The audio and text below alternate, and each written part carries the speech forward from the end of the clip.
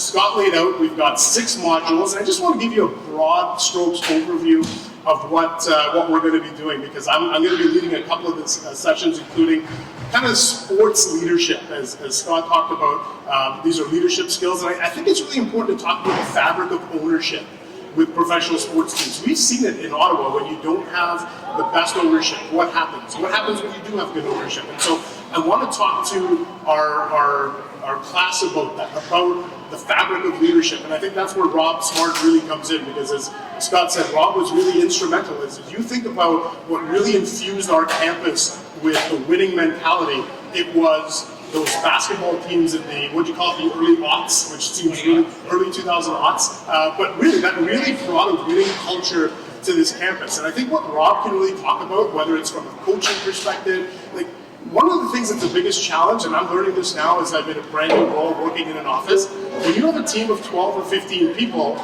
you're dealing with 12 or 15 different personalities, 12 or 15 different sets of motivations.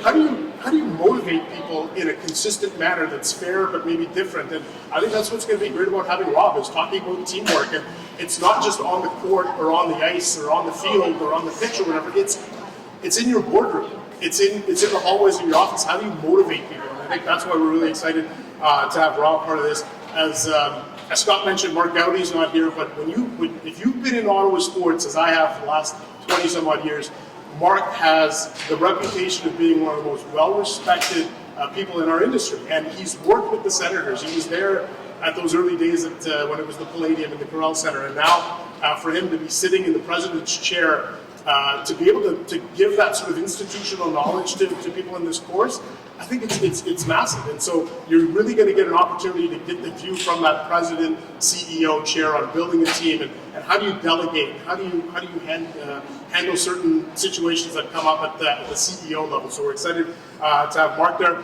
In a different world, 25 years ago, I actually worked with Patty Zemchuk. Right out of Carleton, I got a job with the Ottawa Senators. I was like the junior communications PR guy, and Patty was in the marketing department. And so it's really neat for me to be able to circle right back, full circle, to work with Patty here on this program. And she's going to have a wealth of experience. We've already had a couple of great conversations today just about her involvement in the FIFA Women's World Cup that was here in Ottawa back in 2015, and some of the challenges that you have as a marketing person working with an engine like FIFA.